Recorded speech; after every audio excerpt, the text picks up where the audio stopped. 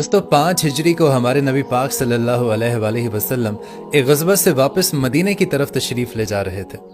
रास्ते में रात हुई और उसी मंजिल पर आपने पड़ाव किया। अब हज़रत आयशा सिद्दीक़ा रज़ी अल्लाह ताला अन्हा भी उनके साथ उस लश्कर में मौजूद थी, और जब भी सैयदा आयशा सिद्दीक़ा लश्कर के साथ सफ़र करती थी किसी गज़वा के लिए, तो आप एक होदेज में सवार हुआ करती थी, और उस होदेज को चंद मखसूस लोग ही मुकर्रर होते थे जो ऊंट पर लादने और उतारने का काम किया करते थे। अब लश्कर के पड़ाव को ख़त्म करने से पहले, यानी लश्कर की रवानगी से थोड़ी देर पहले, सैयदा आयशा सिद्दीक़ा रफ़ा हाजत के लिए लश्कर से कुछ बाहर चली गईं, और जब आप वापस आईं तो आपने देखा कि आपके गले का हार टूट कर कहीं गिर पड़ा है, और वो दोबारा उस हार की तलाश में लश्कर से बाहर चली गईं। और उन्हें आने में जब देर हो गई तो उन्होंने आकर देखा कि लश्कर वहां से जा चुका है, और जो लोग आपका होदेज लादने के लिए मुकर्रर किए गए थे उन्होंने ये सोचा कि आप उम्मुल मोमिनीन हजरत आयशा सिद्दीक़ा अपने होदेज में तशरीफ ला चुकी हैं, तो उन्होंने उसी तरह उस होदेज को ऊंट पर लाद दिया और काफिला वहां से रवाना हो गया। अब जब हजरत आयशा सिद्दीक़ा वापस अपनी मंजिल पर आई जहां पर लश्कर मौजूद था, तो क्या देखती हैं कि वहां पर कोई लश्कर मौजूद नहीं था। तन्हाई से आप सख्त घबराने लगी।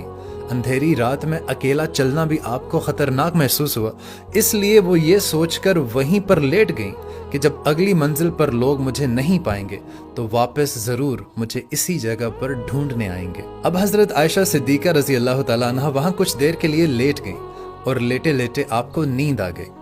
अब एक सहाबी हैं हजरत सफ़वान बिन मुअत्तल रजी अल्लाह तआला अन्हु, जो कि काफले के पीछे पीछे रहते थे, और उनको ये काम हमारे प्यारे नबी सल्लल्लाहु अलैहि वसल्लम ने सौंपा था कि वो हमेशा काफले से कुछ देर यानी 1-2 घंटे के फासलों पर सफ़र किया करेंगे, ताकि अगर काफला जब कूच करे, पड़ाव ख़त्म करे, अगर कोई चीज़ वहाँ पे पीछे रह जाए या कोई जानवर पीछे रह जाए तो वो उसे अपने साथ हमारे काफले में शामिल कर दे। और यहाँ पर आपको बताऊं कि हज़रत सफ़वान रज़ी अल्लाह ताला अन्हो ने पर्दे का हुक्म आने से पहले सैयदा आयशा सिद्दीक़ा को बहुत बार देखा हुआ था, इसलिए जब हज़रत सफ़वान रज़ी अल्लाह ताला अन्हो की नज़र सैयदा आयशा पर पड़ी तो पहले वो समझे कि शायद आप इंतकाल फरमा गई हैं, और उनके मुंह से ये लफ्ज़ जारी हुए कि इन्नल्लाहि व इन्ना अलैहि राजिऊन। अब जब हज़रत आयशा सिद्दीक़ा के कानों में उस सहाबी की आवाज़ पड़ी तो आप डर गईं और आप बेदार हो गईं, लेकिन तब हज़रत सफ़वान रज़ी अल्लाह ताला अन्हो ने अल्हम्दुलिल्लाह कहा, और बग़ैर कुछ बोले हज़रत आयशा सिद्दीक़ा रज़ी अल्लाह ताला अन्हा को अपने ऊंट पर सवार किया और माहर पकड़कर तेजी से काफले के साथ मिलने की कोशिश करने लगे। अब रईसुल मुनाफिकीन अब्दुल्ला बिन उबई भी अपने काफले के साथ उसी कस्बे में पड़ाव डाले हुए था। अब जब ये खबर हज़रत आयशा सिद्दीक़ा के हवाले से उन तक पहुंची, अब्दुल्ला बिन उबई के लश्कर को मालूम हुई, तो उन्होंने हज़रत आयशा सिद्दीक़ा रज़ी अल्लाह ताला अन्हा पर नाउज़ु बिल्लाह ये इल्ज़ाम लगाया कि हज़रत आयशा और हज़रत सफ़वान रज़ी अल्लाह ताला अन्हो जानबूझकर काफले के पीछे रह गए थे, नाउज़ु बिल्लाह। अब इस तोहमत का लगना था कि ये खबर, ये तोहमत जंगल की आग की तरह पूरे मदीना शरीफ में फैल गई। अब इस खबर को फैलाने में कुछ मुसलमानों ने भी साथ दिया, जैसे कि हस्सान बिन साबित और हज़रत मुस्ताह बिन असासा और हज़रत हमना बिनते जहश रज़ी अल्लाह ताला अन्हा ने भी इस तोहमत को फैलाने में कुछ साथ दिया। अब जब ये खबर हमारे नबी करीम सल्लल्लाहु अलैहि वसल्लम तक पहुंची तो उन्हें बहुत रंज और सदमा पहुंचा, और वहां तमाम मुसलमानों को भी जो हमारे साथ जुड़े हुए थे उन्हें भी खूब रंज और सदमा पहुंचा। अब जब हज़रत आयशा सिद्दीक़ा रज़ी अल्लाह ताला अन्हा मदीना शरीफ पहुंची तो वहां पहुंचते साथ ही उनकी तबीयत ख़राब हो गई, और वो इस चीज से बाखबर थी कि उन पर तोहमत लग चुकी है। अब चूंकि हमारे नबी पाक सल्लल्लाहु अलैहि वसल्लम की बीवी का मामला था, तो हमारे नबी पाक ने अपनी तरफ से अपनी बीवी की बरात और पाक दामनी का ऐलान करना मुनासिब नहीं समझा। इसलिए हमारे नबी पाक सल्लल्लाहु अलैहि वसल्लम वही इलाही का इंतजार करने लगे, लेकिन इस दौरान आप अपने मुखलिस असहाब से इस मामला में मशवरा फरमाते रहते थे ताकि उनको लोगों के ख्यालात का पता चल सके। अब हज़रत आयशा सिद्दीक़ा इस पूरे मामले से अनजान थी, लेकिन जब एक सहाबिया हज़रत उम्मे मुस्ताह ने उन्हें इस बात के बारे में इल्म दिया तो हज़रत आयशा सिद्दीक़ा बहुत ही रंजो गम में मुब्तला हो गई और वो मज़ीद बीमार हो गई। और सैयदा आयशा सिद्दीक़ा का गम इतना ज़्यादा था कि वो हर वक्त रंजो गम में निढाल रहती थी। सारा दिन, सारी रात आप रोती रहती थी।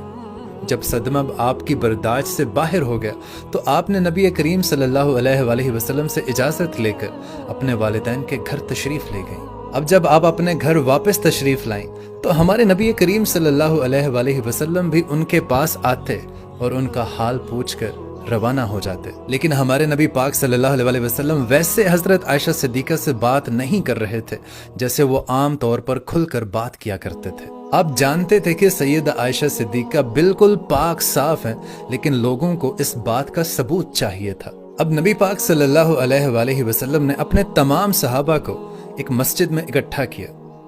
نبی پاک صلی اللہ علیہ وآلہ وسلم ارشاد فرمانے لگے کہ اے صحابہ اکرام، اس بیہودہ اور الزام تراشی کرنے والے کو کون سزا دے گا؟ تو سعد بن معاذ رضی اللہ تعالیٰ عنہ نے جواب دیتے ہوئے کہا کہ اگر وہ شخص ہمارے قبیلے کا ہے تو ہم اسے،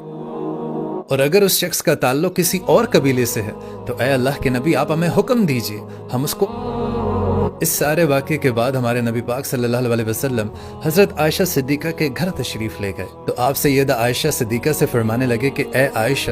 تمہارے بارے میں ایسی خبر اڑائی گئی ہے کہ اگر تم پاک دامن ہو اور یہ تمام خبریں جھوٹی ہیں تو ان قریب اللہ تعالیٰ تمہاری اس پاک دامنی کا اعلان وحی کے ذریعے فرما دیں گے، ورنہ تم توبہ اور استغفار کر لو، کیونکہ جب کوئی بندہ خدا سے توبہ کرتا ہے اور بخشش مانگتا ہے تو اللہ تعالیٰ اس کے تمام گناہوں کو بخش دیتا ہے۔ تو سیدہ عائشہ صدیقہ رضی اللہ تعالیٰ عنہا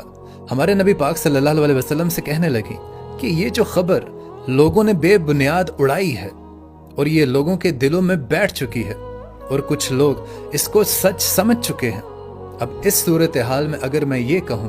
کہ میں بالکل پاک دامن ہوں اور اس بات کی میں تصدیق کروں تو لوگوں کو اس بات پر یقین نہیں آئے گا، اور اگر اس بات کا میں اقرار کر لوں تو سب مان جائیں گے، اور حالانکہ اللہ تعالیٰ جانتا ہے کہ میں اس الزام سے بری ہوں اور بالکل پاک دامن ہوں۔ اس وقت میری مثال حضرت یوسف علیہ السلام کے باپ حضرت یعقوب علیہ السلام کی جیسی ہے۔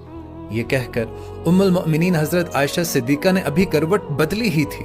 کہ حضور اکرم صلی اللہ علیہ وآلہ وسلم پر وحی نازل ہونے لگی۔ آپ سردی کے باوجود بھی سخت پسینے سے شرابور ہو گئے، اور بالکل تھوڑی ہی دیر بعد ہمارے نبی کریم صلی اللہ علیہ وآلہ وسلم نے سورہ نور کی 10 آیتوں 11 سے لے کر 20 آیتوں کی تلاوت کی، اور ہمارے نبی پاک صلی اللہ علیہ وآلہ وسلم نے حضرت عائشہ صدیقہ کو خود مبارکباد دی کہ اللہ تعالیٰ نے تمہاری پاک دامنی کی خود گواہی دے دی ہے۔ اس وحی میں اللہ تعالیٰ نے ارشاد فرمایا کہ حضرت عائشہ صدیقہ رضی اللہ تعالیٰ عنہا ایک بالکل پاک دامن عورت ہے، اور حضرت عائشہ صدیقہ جیسی پاک باز عورت پر الزام تراشی کرنے والوں کے لیے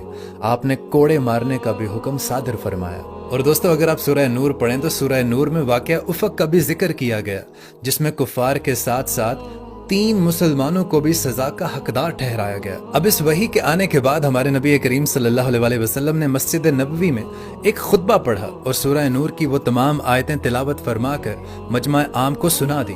اور تہمت لگانے والوں میں سے حضرت حسان بن ثابت، حضرت مستح بن اساسہ اور حضرت حمنہ بن جاحش رضی اللہ تعالی عنہ کو بھی 80 درے مارنے کا حکم دیا گیا۔ اور دوستو، رئیس المنافقین عبداللہ بن ابی کو بھی ان تینوں کے ساتھ 80 درے مارنے کا حکم دیا گیا۔ اور دوستو، حضرت علامہ کرمانی رحمۃ اللہ علیہ فرماتے ہیں کہ بی بی عائشہ رضی اللہ تعالی عنہا کی برات اور پاک دامنی بالکل یقینی ہے، جو کہ قرآن سے ثابت ہے، اور اگر اس میں سے کوئی بھی شک کرتا ہے تو وہ کافر ہے۔ اور سب سے مزے کی بات یہ ہے کہ جب تک یہ دنیا قائم رہے گی، جب تک قرآن پاک کی تلاوت ہوتی رہے گی، حضرت عائشہ صدیقہ کی پاک دامنی کا ہر مسلمان گواہی دیتا رہے گا۔ سبحان اللہ، سبحان اللہ۔